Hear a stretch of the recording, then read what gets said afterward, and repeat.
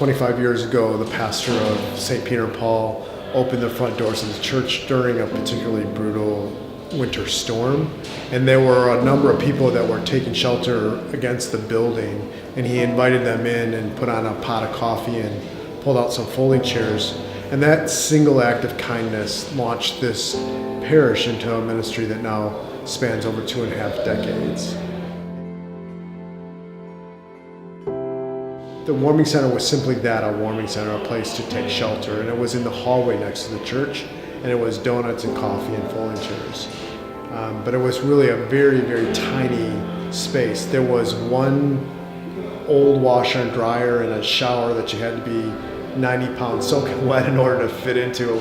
And then in 2013, the UAW Ford Fund came in, and with a very sizable gift, we were able to put in a commercial kitchen, a laundry facility with 4 washers and dryers.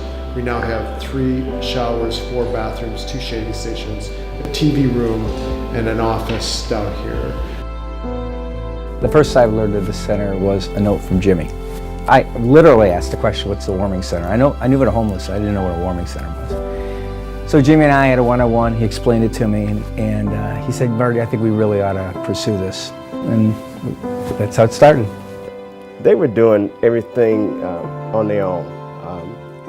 Also, the city had even threatened to shut them down because they didn't have the proper license. And they did so much for so little. If they had more, they could do more. You see Christ in the least fortunate of people. These are God's children that we're looking after here. Well, my first time there was after the work had been done. It had a high impact on me. It's been amazing how many people have been there. It's incredible the amount of people who get services there, just come in out of the cold, going for a shower or a pair of socks or whatever it is. When I started a year and a half, almost 2 years ago, we were seeing between 60 and 80 guests coming through our doors. And today we're seeing between 170 and 200. So last year we became aware of how nutrition or the lack of nutrition was affecting the homeless. And so we decided we could do better than what we were doing. So I took that idea to Bill and Jimmy. Warming centers like the Pope Francis Center, rely on packaged, processed, high sugar, high salt foods. And, I think he had a vision for a better way, and a healthier, fresher menu. Yeah, I have to say we have one of the best groups of volunteers that I could have ever hoped for in this place, because they treat each human being as a human being, and they treat them respectfully, and they offer them the dignity that is rightfully theirs as children of God. Well, the volunteers are great. I've been coming here for over 2 years, and I've met a variety of them, and most of them are, what can you say about them? They got good hearts. They're great people. If it wasn't for them, I don't think this place would survive. My name is Frank Brady. I'm a volunteer here at the Pope Francis Center. Been here for about 8 years. Seen a lot of transition from the old one to the new one, and it's a great place. Now, with the center the way it is, it really improves the socialization of our guests. It's a peaceful place. I appreciate this place because it helped me.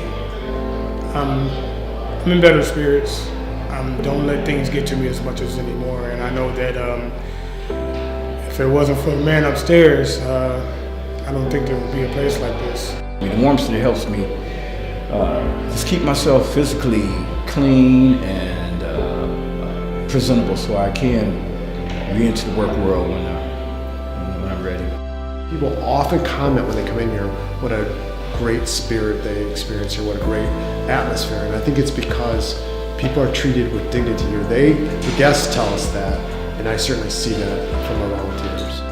When you see homeless people or people who are kind of down on their luck or whatever, not literally, but figuratively, you step over or you ignore them. People here treat the homeless and people down on their luck like people.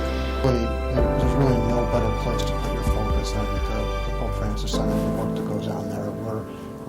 We love the passion of Father Tim and everybody involved with it. We love the humanity of all the people who receive services there, and we're just really proud to be a part of it.